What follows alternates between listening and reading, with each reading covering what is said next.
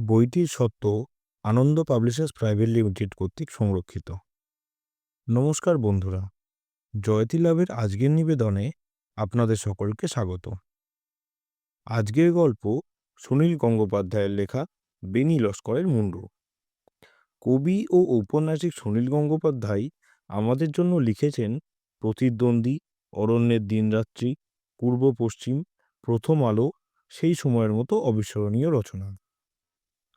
তার কাকাবাবু ও সন্তুর অ্যাডভেঞ্চার ছোট বড় সকলেরই প্রিয়। তাকে আমরা হারিয়েছি 23শে অক্টোবর 2012 সালে। শুরু হচ্ছে আজকের গল্প বেনি লস্করের মুন্ডু। মুর্শিদাবাদ জেলায় চিংড়িপোতা নামে একটা ছোট্ট গ্রাম আছে। সেই গ্রামে 7-8টির বেশি পাকা বাড়ি নেই, স্কুল নেই, পোস্ট অফিস নেই, শুধু প্রতি শনিবার একটা হাট বসে। অনেক দূর দূর থেকে মানুষ আসে। সেই গ্রামের মানুষ অধিকাংশই গরিব হিন্দু আর মুসলমান। কিছুই দেখার নেই সেই গ্রামের। শুধু যেখানে হাট হয় তার মাঝখানে সাদা পাথরের তৈরি একটি পাথরের মূর্তি বসানো আছে। মূর্তিটি বেশ পুরনো, একজন বুড়ো মতো বাঙালি ভদ্রলোকের মূর্তি। চোগা চাপকান পরা, মুখখানা দুঃখী দুঃখী। মূর্তিটার পায়ের কাছে ইংরেজিতে কিছু লেখা ছিল, এখন এত অস্পষ্ট যে বোঝাই যায় না। হাটে যে সমস্ত মানুষ আসে তারা কেউ জানে না মূর্তিটা কার। পুরনো দিনের কথা আমরা বড় তাড়াতাড়ি ভুলে যাই। গ্রামের যেসব ছেলেরা চায়ের দোকানে কিংবা নদীর ধারে বসে আড্ডা মারে, তাদের জিজ্ঞেস করলেও বিশেষ কিছু বলতে পারে না। দু একজন ঠোঁট উল্টিয়ে বলে, শুনেছি লোকটা নাকি উকিল ছিল। গ্রামের খুব বুড়ো কয়েকজন শুধু জানে এই মূর্তিটার ইতিহাস। আমি একসময় মুর্শিদাবাদ জেলার কয়েকটি গ্রামে পায়ে হেঁটে ঘুরেছিলাম। চিংড়িপোতা গ্রামের মধ্যে ঘুরতে ঘুরতে হঠাৎ খুব বৃষ্টি আসায় আমি দৌড়াতে দৌড়াতে গিয়ে একটা পাকা বাড়িতে আশ্রয় নিয়েছিলাম। সেই বাড়ির মালিক আব্দুর রব আমাকে খুব খাতির যত্ন করেছিলেন।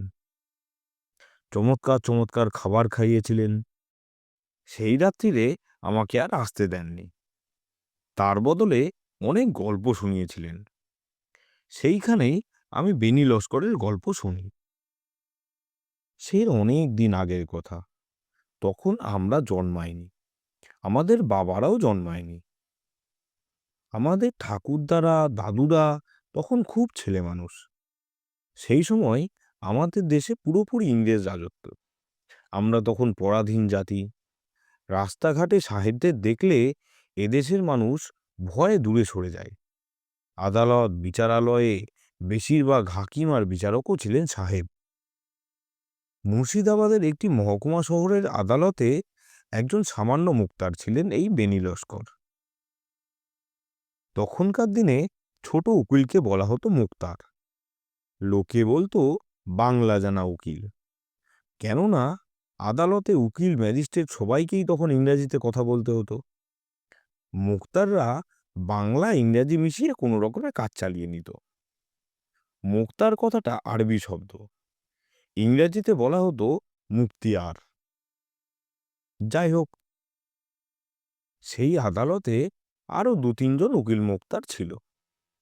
তাদের মধ্যে বরদা রায় আর মোহন মোল্লার কাছেই বেশি মক্কেল আসত। বুড়ো বেনিমাধব লস্করের ভাগ্য ছিল খুব খারাপ। সে একটু তোতলা ছিল বলে সে যখন উত্তেজিত হয়ে কিছু বলতে যেত তখনই সবাই হেসে ফেলত। তাই মক্কেলরা কেউ তার কাছে সহজে আসে না। আদালতের সামনে একটা বটতলায় সে হ্যাংলার মতো বসে থাকে, আর লোকজন দেখলেই বলে ওঠে, এই যে, এই যে, এখানে আসুন, ভালো ভালো মুক্তার। নেহাত গরিব লোক ছাড়া বিশেষ কেউ আসে না তার কাছে। খুব কম পয়সা দিয়ে কাজ সারে। সারাদিনে বেনিমাধব লস্করের 8 আনা 1 টাকার বেশি রোজগার হয় না। বেনিমাধবের মুখে কেউ কখনো হাসি দেখেনি, সব সময় গোমরা মুখ। সেটা তার রোজগার কম হয় বলেই নয়, তার খুব মাথা ধরার অসুখ। সবসময় তার ভীষণ মাথা ধরে থাকে। তখন তো আর এত রকম মাথা ধরার ওষুধ বেরোয়নি যে টপ করে দুটো বড়ি খেয়ে নিলেই সেরে যাবে। নানা রকম কবিরাজি হাকিমি ওষুধ খেয়েও তার কিছুই হয়নি। মাঝে মাঝে তার যন্ত্রণা এত বেড়ে যায়, সে দুটো হাত দিয়ে মাথাটা চেপে ধরে ছটফট করে। কিন্তু এই বেণীমাধব লস্করই একদিন সবার কাছে দারুণ কৌতূহলের বিষয় হয়ে দাঁড়ালো। ব্যাপারটা শুরু হলো এইভাবে। একদিন আদালতে টিফিনের সময় বেণীমাধব লস্কর বাইরের সেই বটতলায় বসে আছে মক্কেলের আশায়। মাথার ব্যথাটা খুব বেড়েছে, দুহাত দিয়ে চেপে ধরে আছে মাথা। এই সময় একজন জোয়ান চেহারার মুসলমান তার সামনে এসে দাঁড়ালো। বলল, কর্তা, আমার একটা গরু চুরির মামলা আছে। বেণীমাধব উৎসাহিত হয়ে উঠে বলল, কি কি মামলা, কি মামলা? বসো, এখানে বসো, ভালো করে বলো। লোকটি বলল, আমার দুধেল গায়ে মুংলিকে পাচ্ছি না দুদিন ধরে। তাহের আলী সেটাকে চুরি করেছে, নিজের গোয়ালে ঢুকিয়ে রেখেছে, গ্রামের আর 5 জনও দেখেছে। বেণীমাধব খাতা পেন্সিল বার করে কিছু একটা লিখতে যাচ্ছিল। হঠাৎ লোকটির চোখের দিকে একদৃষ্টিতে তাকিয়ে রইল। তার মাথার মধ্যে যেন চিরিক করে উঠল, মুখখানা শুকিয়ে গেল। ভয় পেয়ে বলল, না বাবু, আমি তোমার মামলা নিতে পারবো না। লোকটি অবাক হয়ে বললে, কেন? আগে টাকা দিতে হবে। এই যে টাকা এনেছি। লোকটি তার কোমর থেকে একটা রূপোর টাকা বার করল। বেণীমাধব সেটা ছুঁয়েও দেখল না। জিজ্ঞেস করলো, তোমার নাম রজ্জব আলী? আজ্ঞে হ্যাঁ। তোমার গায়ের নাম পলাশধুবি? আজ্ঞে হ্যাঁ। আমি বাবু তোমার মামলা নিতে পারবো না, তুমি বাড়ি যাও। লোকটি রেগে উঠে বলল, কেন বাড়ি যাবো কেন? অন্য উকিল মুক্তার নেই? ভীমরতি ধরেছে বুড়োর। আমার গরু চুরি গেছে, আমি তার জন্য মামলা করতে পারবো না? বেণীমাধব বলল, ভালো চাও তো বাড়ি যাও। লোকটি কি বুঝলো কে জানে, আর কথা বাড়াল না। পেছন ফিরে হন হন করে হাঁটতে হাঁটতে রাস্তা দিয়ে চলে গেল। আশেপাশে দু একজন উকিল মুক্তার ব্যাপারটা লক্ষ্য করেছিল। তারা সবাই অবাক। বেণীমাধবের এমনি মক্কেল জোটে না, আর চকচকে রূপোর টাকা দেখেও সে মক্কেল ফিরিয়ে দিল। মোহন মোল্লা এসে জিজ্ঞেস করল, কি হে বেণীবাবু, লোকটাকে একেবারে তাড়িয়েই দিলে? ব্যাপারটা কি? বেণীমাধব বলল, লোকটা ভালো না। আগে থেকে চিনতে লোকটাকে? না। তাহলে গরু চুরির মামলা নিয়ে এসেছে, লোকটা ভালো কি খারাপ তা দেখার দরকার কি? না হে মোল্লা সাহেব, একটা অদ্ভুত ব্যাপার হলো। লোকটাকে আমি আগে থেকে চিনতাম না, কিন্তু ওকে দেখার পরই আমার মাথার মধ্যে চিরিক করে উঠল। কে যেন আমার মধ্যে বলল, ওই লোকটা পলাশধুবির রজ্জব আলী, ওর মামলা নিও না।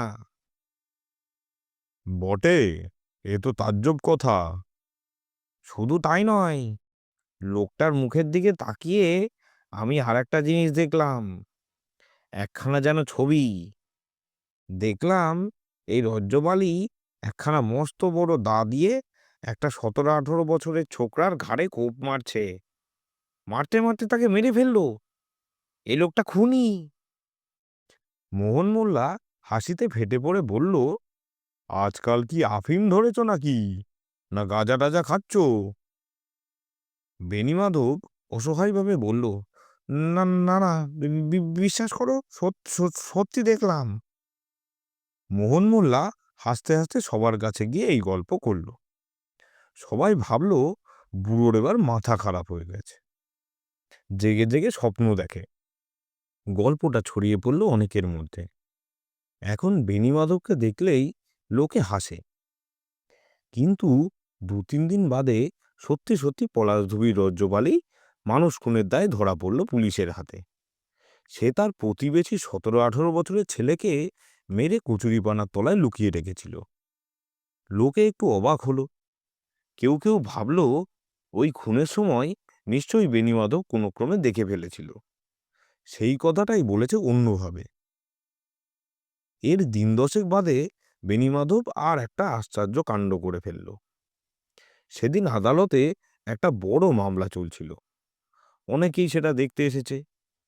শশধর কুণ্ডু বলে একটা লোক একসঙ্গে তিনজনকে খুন করেছে। আজ সেই শশধর কুণ্ডুর বিচারের শেষ দিন। নির্ঘাত তার ফাঁসি হবে। অন্য অনেকের সঙ্গে বেণীমাধবও শুনছিল এক কোণে বসে। হাতে তার কোনো কাজ নেই। মাথার যন্ত্রণাটা তার আজকে আবার বেড়েছে। দুহাত দিয়ে শক্ত করে মাথা চেপে ধরে আছে। হঠাৎ সে চেঁচিয়ে উঠল, শশধর কুণ্ডু নির্দোষ! শশধর কুণ্ডু নির্দোষ! সবাই চমকে উঠল। আদালত চলার সময় এরকমভাবে চেঁচিয়ে ওঠা খুব বেআইনি। হাকিম হচ্ছেন চার্লস উইলবারফোর্ড। ছোকরা বয়সে ভীষণ রাগী। তিনি বললেন, সাইলেন্স! বেণীমাধব তবু বলল, শশধর কুণ্ডু নির্দোষ, হুজুর, ওকে ফাঁসি দেবেন না। হাকিম বললেন, সাইলেন্স! এই মুখটি আর নিকাল দেও। বেণীমাধব উঠে দাঁড়িয়ে বলল, ইওর অনার, আমাকে একদিন টাইম দিন। আমি আমি জানি ও খুন করেনি। Shashadhar Kundu not guilty, your honour. তারপর সে দৌড়ে আসামির কাছে এসে বলল, তুমি আর একদিন সময় চাও, আমি তোমাকে বাঁচিয়ে দেব। খুন করেছে পুলিন সরকার। কি কি কি ঠিক কি না? খুব হৈ হৈ হয়েছিল সেদিন। বেণীমাধব বলেছিল, শশধর কুণ্ডুর বন্ধু পুলিন সরকারই খুনগুলো করে বন্ধুর ঘাড়ে দোষ চাপিয়েছে। পুলিন সরকারের বাড়ির উঠোনে গাঁদা ফুল গাছ তলায় মাটি খুললেই রক্তমাখা ছুরি আর গহনাপত্র পাওয়া যাবে। সব ঠিকঠাক মিলে গেল। সেই মামলায় খুব নাম ছড়িয়ে গেল বেণীমাধবের। সবার মুখে মুখে তার কথা। বড়দারাই আর মোহন মোল্লার খুব হিংসে হলো। লোকেরা এখন মামলার জন্য বেণীমাধব লস্করের কাছেই আসে। কিন্তু বেণীমাধব সব মামলা নেয় না। আসামির মুখের দিকে এক দৃষ্টিতে তাকিয়ে থাকে অনেকক্ষণ। দুহাতে নিজের মাথা চেপে ধরে, এদিক ওদিকে ঝাঁকায়। তারপর এক সময় বলে, না বাবু, তোমার মামলা আমি নিতে পারবো না, তুমি অন্য কোনো রাস্তা দেখো। কিংবা কারুকে আবার বলে, তোমার মামলা আমি নেব, কোনো হাকিমের সাধ্য নেই তোমাকে শাস্তি দেয়। সত্যি সত্যি তার কথা মিলে যায়। যে মামলা সে নেয় না সেটা নির্ঘাত হার হয়। যে কটা নেয় প্রত্যেকটা জিতিয়ে দেয়। ক্রমে তার নাম রটে গেল হারা মামলার ধন্বন্তরী হিসেবে। সে নিজেও বাড়ির সামনে একখানা সাইনবোর্ড ঝুলিয়ে দিল, এই রকম, হারা মামলার ধন্বন্তরী, পছন্দ মতো হারা মামলা লইয়া থাকি, সাফল্যের গ্যারান্টি 100%, ফিস 4 টাকা প্রতিদিন, দরদস্তুর নাই। পরপর কয়েকটা মামলা অলৌকিকভাবে জিতে যাওয়ার ফলে বেণীমাধবের নামে সম্ভব অসম্ভব অনেক রকম গল্প রটতে লাগলো। বেণীমাধবের রোজগার অনেক বেড়ে গেলেও তার এই সৌভাগ্য যে বেশি দিন থাকবে না তাও বোঝা যায়। তার মাথার মধ্যে সব সময় এমন অসম্ভব যন্ত্রণা। প্রতিটা মামলার পর সে আরো বেশি অসুস্থ হয়ে পড়ে। তার আয়ু আর বেশি দিন নেই। এর মধ্যে স্থানীয় জমিদার নন্দরায়ের ছেলে মধু একটা মামলায় জড়িয়ে পড়ল। প্রজাদের সঙ্গে ঝগড়া বিবাদের সময় হঠাৎ গুলি চলে। 4 জন গরিব প্রজা মারা যায়। জমিদারের ছেলে মধুরাই গুলি চালিয়েছে। কিন্তু জমিদার বলছেন, গন্ডগোলের সময় মধু সে তল্লাটেই ছিল না। সে ছিল বহরমপুরে। তার অনেক সাক্ষী প্রমাণ আছে। ডিস্ট্রিক্ট ম্যাজিস্ট্রেট খুব কড়া। তিনি মধুরায়ের নামে সমন জারি করেছেন। এই সব মামলায় বড় বড় উকিল ব্যারিস্টার লাগে। কিন্তু জমিদার মশাই বেণীমাধব লস্করকে ডাকবার জন্য পালকি পাঠিয়ে দিলেন। বেণীমাধব তখন খুবই অসুস্থ। তবু জমিদারের ডাক এলে না গিয়ে তো উপায় নেই। পালকিতে যখন উঠতে যাচ্ছে তখন একজন বৃদ্ধ চাষি হাউমাউ করে কেঁদে এসে বলল, বাবু গো, তুমি এ মামলা নিও না, দুশ্মনটা আমার ছেলেকে মেরেছে। বেণীমাধব বলল, আমি ন্যায়ের পক্ষে, ও অন্যায়ের পক্ষে যাওয়ার আমার ক্ষমতা নেই। তাহলে আমি মরে যাব। জমিদার মশাই বেণীমাধবকে খাতির করে বসালেন। রূপোর গড়গড়া নল তার হাতে তুলে দিয়ে বললেন, চিংড়িপোতা গাঁয়ের 50 বিঘে জমি আমি তোমার নামে লিখে দেব। শেষ বয়সে তুমি নিশ্চিন্ত হয়ে খেতে পারবে। বেণীমাধব জিজ্ঞাসা করল, হুজুর, আমায় কি করতে হবে? জমিদার বললেন, শোনো, কতকগুলো গুন্ডা শ্রেণীর লোক আমার পাইক বরকন্দাজদের আক্রমণ করে। আমার পাইকরা আত্মরক্ষার জন্য গুলি চালায়। তা সে মামলা আমি পরে চালাবো, কিন্তু বেটারা আমার ছেলে মধুর নাম এর সঙ্গে জড়িয়েছে। মধু তখন ছিল বহরমপুরে। সেখানকার 14 জন লোক, তার মধ্যে 2 জন মাস্টার, 2 জন উকিল, 1 জন পুলিশের লোকও আছে। তারা হলফ করে এর সাক্ষী দেবে। মধুর কোনো হাত নেই এর মধ্যে, তার বিরুদ্ধে কোনো প্রমাণও নেই। বেণীমাধব বিনীতভাবে বলল, তাহলে তো হুজুর যে কোনো ভালো উকিলই এ মামলা জিতিয়ে দেবে। আমার মতো সামান্য মোক্তারকে ডেকেছেন কেন? জমিদার বললেন, তোমার সুনাম আছে যে তুমি দেশে মামলা নাও না। তুমি এই মামলা নিলে কেউ আর বিরুদ্ধে সাক্ষী দেওয়ার সাহস পাবে না। অন্য উকিলরাও তোমাকে ভয় পাবে। কিন্তু হুজুর, আসামিকে না দেখে আমি কিছুই করতে পারি না। জমিদার রেগে উঠে বললেন, আসামি বলছো কাকে? আমার একমাত্র ছেলে সে আসামি? তাকে দেখার তো দরকার নেই, আমি নিজেই তো সব বলেছি তোমাকে। তাকে না দেখলে আমি কিছুই প্রমাণ করতে পারবো না, সে সে ক্ষমতা আমার নেই। তখন জমিদারের ছেলেকে ডেকে আনা হলো। তাকে দেখেই বেণীমাধব নিজের মাথাটা শক্ত করে চেপে ধরল। তার চোখ দুটো বড় বড় হয়ে গেল। বেণীমাধব অজ্ঞান হয়ে পড়ে গেল মাটিতে। ব্যস্ত হয়ে উঠে জমিদারের লোকজন তাড়াতাড়ি জল এনে তার মাথায় ঢালল। একজন স্মেলিং সল্টের শিশি ধরল তার নাকের কাছে। বেণীমাধব আস্তে আস্তে উঠে বসল। তার দু চোখ দিয়ে জল গড়াচ্ছে। হাত জোর করে বলল, হুজুর, আমাকে মাফ করুন, এই মামলা আমাকে নিতে বলবেন না। জমিদার চোখ রাঙিয়ে বললেন, কেন? আমার ক্ষমতা নেই, আমি পারবো না। তোমাকে আমি 500 টাকা দেব, 50 বিঘে জমি দেব। আমি পারবো না। 1000 টাকা? হুজুর, আমাকে ছেড়ে দিন। জমিদার তখন দারুণ রেগে গিয়ে বললেন, দেখো মোক্তার, এই মামলা তোমাকে নিতেই হবে, না হলে তোমার ঘর বাড়ি জ্বালিয়ে দেব, তোমাকে আমি শেষ করে দেব। জমিদার এমন ভয় দেখাতে লাগলেন যে রাজি না হয়ে উপায় রইল না বেণীমাধবের। একতারা মোহর হাতে নিয়ে বিমর্ষ মুখে বাড়ি ফিরে এলো। সেদিন রাত্রিরে একটা সাংঘাতিক কাণ্ড হলো। ঘুমের মধ্যে বিছানায় ছটফট করতে লাগলো বেণীমাধব। একবার এপাশ, আবার গড়িয়ে ওপাশ। কেউ যেন তাকে ধরে ফেলার চেষ্টা করছে। তাতে বেণীমাধব পালাতে চাইছে। বেণীমাধব সেই অবস্থায় চেঁচিয়ে বলতে লাগলো, ছেড়ে দে, ছেড়ে দে, ভুল করেছি, আর করবো না। ছেলে, মেয়ে, বউ বেণীমাধবের বিছানা ঘিরে দাঁড়িয়েছে। বেণীমাধব কোনো ক্রমে উঠে বসে ছেলেকে বলল, শিগগিরই কাগজ কলম আন। ছেলে কাগজ আর খাগের কলম এনে দিল। বেণীমাধব তৎক্ষণাৎ জমিদারকে চিঠি লিখল যে সে তার ছেলের মামলা নিতে পারবে না। তার শরীর ভীষণ অসুস্থ, সে আর কোনোদিনই আদালতে যাবে না।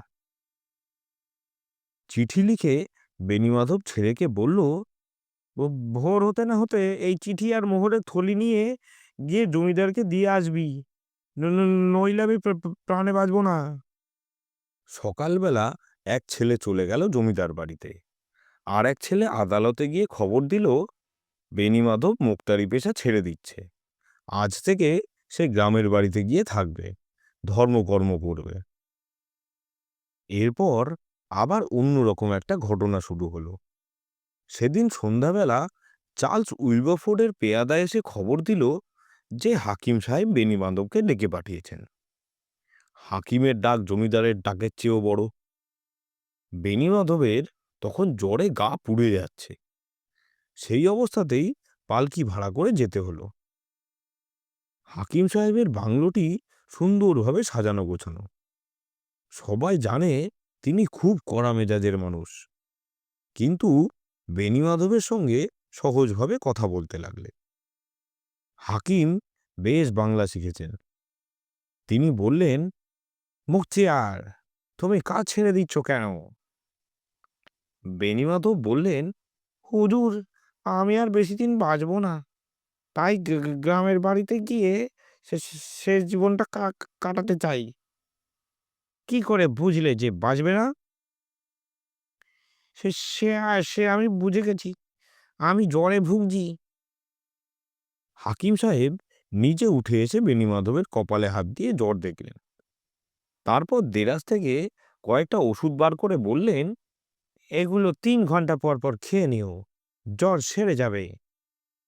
বেনিমাধব বললেন, জ্বর সেরে গেলেও আমি বাঁচব না।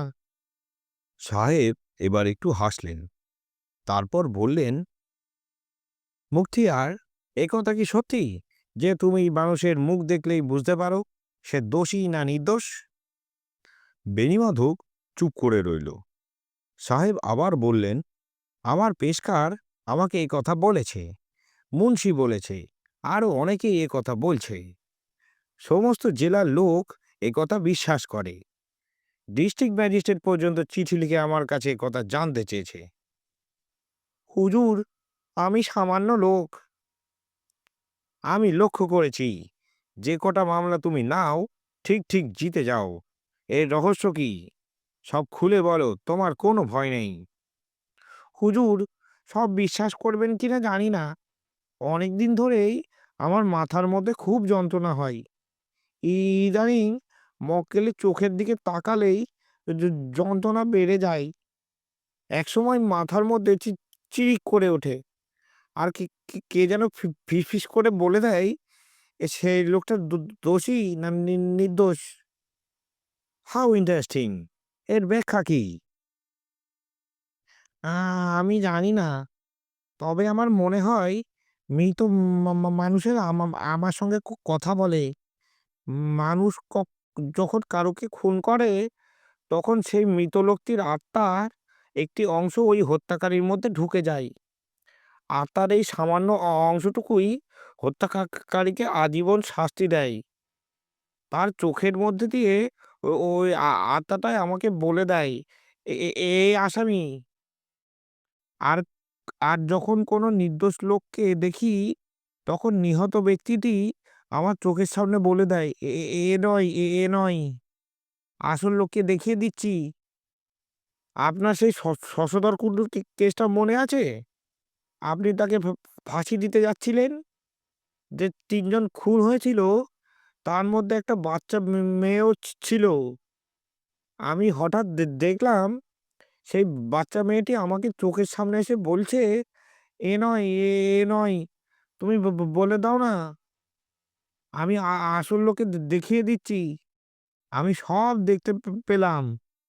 তখন চেঁচিয়ে না উঠে আমার উপায় ছিল না। হাকিম বললেন, ফ্যান্টাস্টিং! এ কখনো হতে পারে? বেনিমাধব বলল, বিশ্বাস করা না করা আপনার ইচ্ছে, কিন্তু আমার এরকম হয়। আচ্ছা মুক্তিয়ার, একটা কথা বলো তো, তুমি যখন অপরাধীকে এ কথাটা বুঝতে পারো, তাহলে তুমি তো ইচ্ছা করলে সেই অপরাধীকে বাঁচিয়েও নিতে পারো। তুমি যখন তার বিরুদ্ধে প্রমাণ টমাণ সবই জানো, তাহলে সেগুলো সরিয়ে দিলেই তো তাকে আর কেউ ধরতে পারবে না। হুজুর, মাথার উপর ভগবান আছেন, তিনি একমাত্র জানেন আমি জেনে শুনে কোনোদিন অন্যায়ের পক্ষ নিইনি। তা যদি করতাম, তাহলে যেসব মরা মানুষ আমার সঙ্গে এসে কথা বলে, তারা কি আমায় ছেড়ে দেবে? কালকেই তো। কালকে কি হয়েছে? বেনিমাধব একটু থতমত খেয়ে গেল। তারপর বলল, হুজুর, আপনি হাকিম, আপনার সামনে নামধাম বলা উচিত হবে না। কাল এক জায়গায় যেতে হয়েছিল আমাকে, একজনের মামলা নিতে হবে। যেই আমি তার দিকে তাকিয়েছি, দেখলাম কি, চারজন গরিব চাষার মূর্তি সেই সেই লোকটাকে ঘিরে দাঁড়িয়ে আছে। তারা সবাই তার দিকে আঙুল দেখিয়ে বলছে, এই খুনি, এই খুনি। আমি আর সে মামলা নিতে রাজি হলাম না। কি কিন্তু সেই পক্ষ আমাকে ভয় দেখালো, জোর করে আমাকে মামলা নিতে রাজি করালো। মাঝরাতে সেই চারজন মরা লোক ঘিরে ধরলো আমাকে, ঘৃণার সঙ্গে বলতে লাগলো, তুমি আমাদের খুনিকে বাঁচাবে, তাকে বাঁচাবে। সেই সেই জন্যই তো আমি মোক্তারি করায় আজ থেকে ছেড়ে দেব বলে ঠিক ঠিক করলাম। হাকিম সাহেব অবাক হয়ে খানিকক্ষণ তাকিয়েছিলেন। তারপর বললেন, তুমি বললে না যে সবসময় তোমার মাথা ধরে? এর চিকিৎসা করাওনি? অনেক করিয়েছি, কিছুতেই ছাড়ে না। হাকিম উঠে দাঁড়িয়ে চিন্তিতভাবে পায়চারি করতে লাগলেন ঘরের মধ্যে। হঠাৎ ঘুরে দাঁড়িয়ে বললেন, মুখতিয়ার, তোমার মুন্ডুটা আমার চাই। বেণীমাধব চমকে উঠে বললেন, কি কি কি কি বললেন? বেণীমাধব হাঁ করে তাকিয়ে রইল। হাকিম বললেন, তুমি রোল্যান্ড রসের নাম শুনেছ? মস্ত বড় ডাক্তার। কলকাতায় বসে বসে সে মশার পেট থেকে ম্যালেরিয়ার জীবাণু বার করছে। সে আমার বন্ধু, তাকে আমি খবর পাঠাচ্ছি। আগে তিনি এসে কি করবেন? শোনো, আমরা খ্রিস্টান। আমরা মানুষের মৃত্যুর পর আত্মার ঘুরে বেড়ানো কিংবা মরা মানুষ এসে কথা বলে যাওয়াই বিশ্বাস করি না। তোমার কেসটা খুব সম্ভবত প্যাথোলজিক্যাল। তোমার মাথার গড়নের মধ্যে নিশ্চয়ই এমন কিছু আছে যে জন্য তুমি এসব কল্পনা করো। সেটা পরীক্ষা করে দেখতে হবে। তোমার মৃত্যুর পর তোমার মাথাটা কেটে ছিঁড়ে দেখতে হবে। হুজুর, এ কি কি বলছেন? ভয় পাচ্ছ? তুমি মরে গেলে তো তোমার মাথা ব্যথা করবে না, ভয় কি? হুজুর, আমরা হিন্দু। মৃত্যুর পর আমাদের সব দাহ না করলে আত্মা, ওই দেখো, দেহটা পুড়িয়েই তো নষ্ট করবে। তার চেয়ে বিজ্ঞানের উপকারের জন্য দিয়ে যাও। এর থেকে বিজ্ঞানের কোনো রহস্য বেরিয়ে যেতে পারে। তোমাকে দিতেই হবে। বেণীমাধব সেদিন কাঁপতে কাঁপতে বাড়ি ফিরল। এ কি সাংঘাতিক কথা! সাহেব তার মুন্ডু কেটে নিতে চাই। এই সাহেব যা গোয়ার, জ্যান্ত অবস্থাতেই কেটে নিয়ে যাবে কিনা কে জানে। ভগবান, এ কি করলে! সেদিন থেকে সাহেবের পেয়াদারা তার বাড়ি পাহারা দিতে লাগলো। দুদিন বাদেই বেণীমাধব একেবারে শয্যাশায়ী, মড়মড় অবস্থা। রাত্রিরের দিকে বেণীমাধবের অবস্থা যখন খুব খারাপ হয়ে গেল, খবর পেয়ে হাকিম সাহেবও দলবল নিয়ে হাজির, পাছে ওই মূল্যবান মাথাটা আগুনে পুড়ে নষ্ট হয়। এদিকে এ খবরও রটে গেছে যে সাহেব বেণীমাধবের দেহ পোড়াতে দেবে না। ম্লেচ্ছ ডাক্তাররা শরীরটা নিয়ে কাটাছেঁড়া করবে। স্থানীয় হিন্দুরা খুব রেগে গেল, এটা তাদের ধর্মের অপমান। লাঠিসোঁটা নিয়ে তারা এগিয়ে এলো, কিছুতেই দেহ নিতে দেবে না। স্থানীয় মুসলমানরাও বলল, এটা ভারী অন্যায়, এটা ভারী অন্যায়। সাহেবরা ধর্মে হাত দিচ্ছে। খুব গন্ডগোলের সম্ভাবনা দেখে জেলার ম্যাজিস্ট্রেটও এসে হাজির হলেন, সঙ্গে একজন ডাক্তার নিয়ে। সবাই মিলে ভিড় করে রইলেন বেণীমাধবের ঘরে। বেণীমাধব চোখ বুজে বিছানায় চিত হয়ে শুয়ে আছে, হাত দুখানা বুকের উপর জোর করা। বিড়বিড় করে কি যেন বলছে, শোনা যায় না। একেবারে মুখের কাছে কান নিয়ে গেলে বোঝা যায় সে বলছে, তোমরা আমাকে ক্ষমা করো। আমি জমিদারের ছেলের মামলা নিইনি। আমি কখনো অন্যায়ের পক্ষ সমর্থন করিনি। কখনো করিনি। ভগবান জানেন, কখনো করিনি। ডাক্তার নাড়ি ধরে বসেছিল। একসময় হতাশভাবে ছেড়ে দিয়ে বলল, সব শেষ। হাকিম সাহেব ব্যগ্রভাবে জিজ্ঞাসা করলেন, সব শেষ? ভালো করে দেখো। ডাক্তার আবার পরীক্ষা করে বললেন, দেহে প্রাণ নেই। হাকিম তখন বেণীমাধবের আত্মীয় স্বজনকে বললেন, আপনাদের ধার্মিক কাজ যা আছে সেরে নিন, আমি এই ডেড বডি নিয়ে যাব, বরফ ঢাকা দিয়ে রাখতে হবে। ম্যাজিস্ট্রেট সাহেব বললেন, চার্লস, এই কাজটা কি ঠিক হবে? বেণীমাধবের ছেলে বললেন, আমরা দেহ নিয়ে যেতে দেব না। হাকিম তেজের সঙ্গে বললেন, আমি নিয়ে যাবই। মুক্তিয়ারের সঙ্গে আমার এই সম্পর্কে কথা হয়েছিল, ওর আপত্তি ছিল না। ঘরের মধ্যে একটা হৈ হৈ পড়ে গেল। কারো কথা শোনা যায় না। মেয়েরা কান্নাকাটি করছে আর পুরুষরা চেঁচাচ্ছে। এমন সময় বেণীমাধবের আবার চোখ খুলে গেল। ঘরের সবাই আঁতকে উঠল। ডাক্তার বললেন, by job, by job. Benimadhab তীব্র চোখে তাকালো শুধু হাকিম সাহেবের দিকে। অন্যরকম গলার আওয়াজে বেশ জোরে বলে উঠল, সাহেব, তুমি বাড়ি চলে যাও। ঘরের মধ্যে অনেকে ভয় পেয়ে পালিয়ে গেল। একজন মহিলা অজ্ঞান হয়ে পড়ল, কিন্তু হাকিম সাহেব একটুও ভয় পেলেন না। কাছে এগিয়ে এসে বললেন, মুক্তিয়ার, তুমি বেঁচে আছো? বেণীমাধব বলল, সাহেব, তুমি এক্ষুনি বাড়ি চলে যাও, একটুও দেরি করো না। তোমার বাড়ির দারোয়ান মারা গেছে, তোমার ছেলে আর বউয়ের খুব বিপদ, শিগগিরই যাও। হাকিম সাহেব আর একটুও দেরি করলেন না, দৌড়ে বাইরে চলে এলেন। তার ঘোড়া দাঁড় করানোই ছিল। সেই গভীর রাত্রে ঘোড়া ছুটিয়ে চলে গেলেন বাড়ির দিকে। অন্যরাও গেল পেছন পেছন। একটু পরেই বন্দুকের শব্দ শোনা গেল। ততক্ষণে বেণীমাধব আবার মোড়ে কাঠ, সমস্ত শরীর ঠান্ডা। সেই রাত্রিরে হাকিম সাহেবের বাড়িতে ডাকাত পড়েছিল। ডাকাতরা বাড়ির দারোয়ানকে মেরে ফেলে বাংলোর ভেতরে ঢুকে পড়ে মেম সাহেবকে আক্রমণ করতে যায়। মেম সাহেব তার ছেলেকে নিয়ে একটা ঘরে ঢুকে দরজা আটকে দিয়েছিল। ডাকাতরা দুমদাম শব্দে দরজা ভাঙার চেষ্টা করছে। সেই সময় হাকিম সাহেব এসে পড়লেন। আর একটু দেরি হলে বউ আর বাচ্চাকে বাঁচানো যেত না। একজন ডাকাত মরল, দুজন ধরা পড়ে গেল। হাকিম সাহেব বেনি লস্করের দেহটা আর কাটাছেঁড়া করে দেখতে চাননি।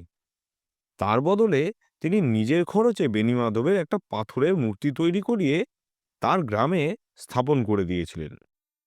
তলায় লিখে দিয়েছিলেন শেক্সপিয়ারের একটি লাইন, স্বর্গে মর্তে এমন অনেক ব্যাপার আছে হোরেসিও, যা তুমি কল্পনাও করতে পারো না।